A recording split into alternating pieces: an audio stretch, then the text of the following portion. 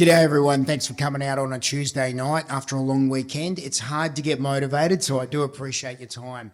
Look, I'm only going to speak very briefly and talk about what we did yesterday in the lead up to Australia Day, because in my opinion, Australia Day is one of our most important cultural events on the calendar for Australians, and I'm sure you all agree as well. We're all patriots, we all love our country, and we're sick of feeling guilty about it.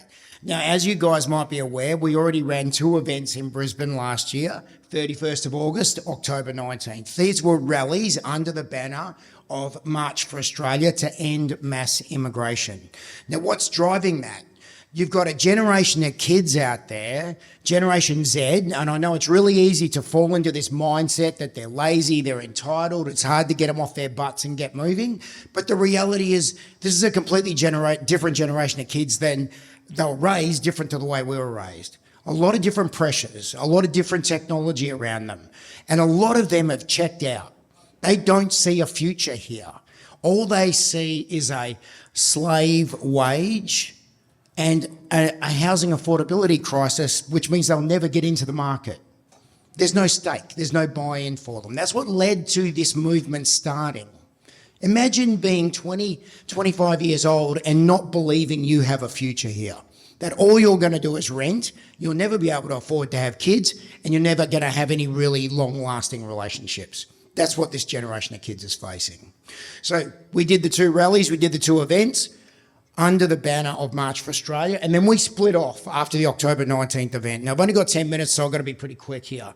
We split off into Australia marches, and the reason we did that is because there was some pretty significant connections between March for Australia and it looked like the neo-Nazis, okay? And why? Why are these young kids and fringe groups emerging? Because they're appealing to people who have no hope in the future. So we went, you know what, we can offer a better product.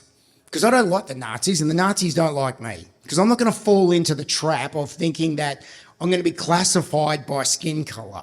Now, the fact is we've brought in a lot of people into this country and we can't put the toothpaste back into the tube. We've got to find a way to work with it. And that's what we're offering.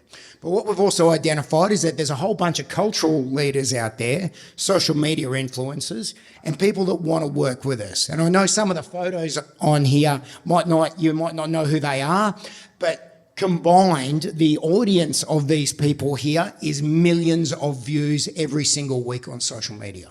Millions. And in the lead up to this event, this Australia Day patriotic event that we're running, the media was always going to do its best to try and find reasons to get you to not go. So what did we have? The Molotov cocktail conspiracy.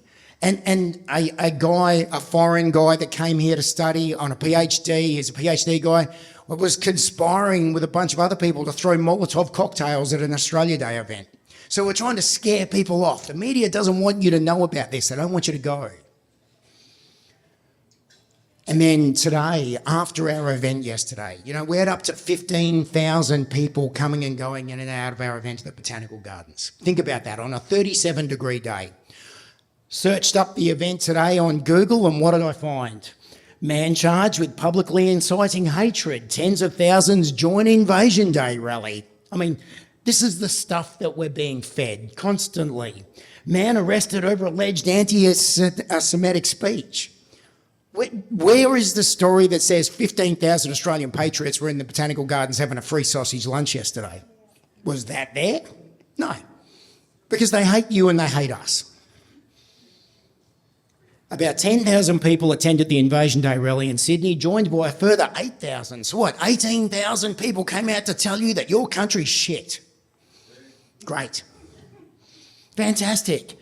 Calling for young people to mobilise to fight Pauline. Let's fight Pauline. Great. And about 2,000 protesters are estimated to have joined the March for Australia rally, also occurring in the Sydney CBD. So, big, small. The Invasion Day crew is more important, bigger than the Patriots. That's what they're telling you. And then what did they do? This was 400 metres from us yesterday. I had 15,000 Patriots in that park that literally would have probably done some pretty savage stuff if that happened in front of us. Could we have imagined doing that to the Aboriginal flag or the Pride flag or the Palestinian flag or any of the other flags they're shoving down our throats right now? I don't know, but I wouldn't do that because I'm not that rude. I'm not that type of person. You guys aren't either. But this is perfectly fine. That's what they wanted. They got their headline. They got their story. Australia, you're shit. Senator Hanson spoke at our rally yesterday, okay? The media wanted to turn yesterday, 15,000 people, the tens of thousands of dollars we've spent and the hundreds of hours of effort we put into creating that event yesterday, into a Pauline Hanson fest. That's what they wanted to create. Now, I know there's people in this room that'll probably vote for Pauline. Oh, yep, we got it back. I know there's people in this room that will probably want to vote for Pauline. I get that. Most of it have checked out from mainstream politics, Team Blue, Team Red. Now we've got Team Orange to pick from.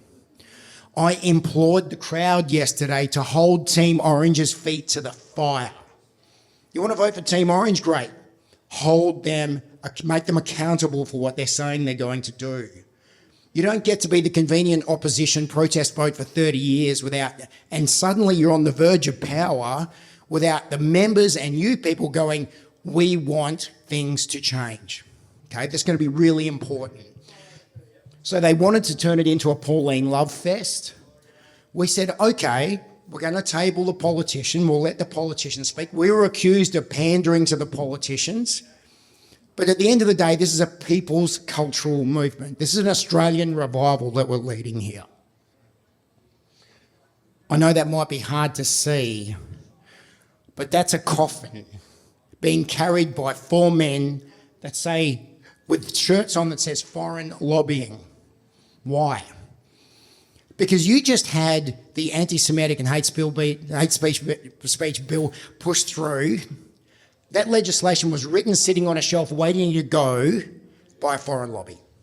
It wasn't written by parliamentarians with days up their sleeve. You know that. It wasn't there. It was sitting there ready to go, waiting for the right event to happen. And that right event was probably going to benefit not us. Not us. So when Pauline Hanson was on the stage, we carried the coffin in and we got 10,000 people chanting no foreign lobbying. We're done. We're finished with that. We're done with foreign interests in Australia. This cultural movement will be led by Australian patriots, young and old, who want a better future for their country that doesn't involve some other country's interests. We're done with that. It's finished. And of course, yesterday we played some great Aussie tunes. Great Aussie tunes. Senator Hanson's favourite song is a Hoodoo Guru song. What's My Scene? Great song. The crowd was dancing. The music was pumping. Hoodoo Gurus came out today, and I know plenty of people might not know who they are. Great Aussie rock band from the 80s and 90s, if you remember it. We were disgusted to hear that one of our songs was played by a bunch of wannabe fascists yesterday. Fascists.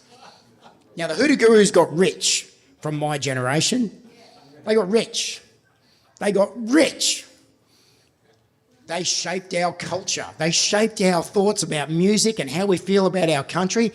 And then they said, you're all fascists. We played their music loudly and we're going to play it again because that song belongs to us now. You don't get to get rich off us and then tell us that we don't deserve it. Done. We're done with that. We're taking our country back. Next month when I come back, I'm going to tell you a lot about the initiatives that we're pushing through with to create a movement to go to Canberra. This year we are sending lobbyists to represent us to Canberra. That will be fully funded. That's my breakdown of what happened yesterday. It was a great day for the people that were there. Wearing the hats, we gave out a lot of hats. We gave out a lot of hope and a lot of momentum. If you get the chance to come to one of our events, I encourage you to do so. It will refill your cup. You will feel energised. You will feel good to be Australian and you will believe in the future. Thank you.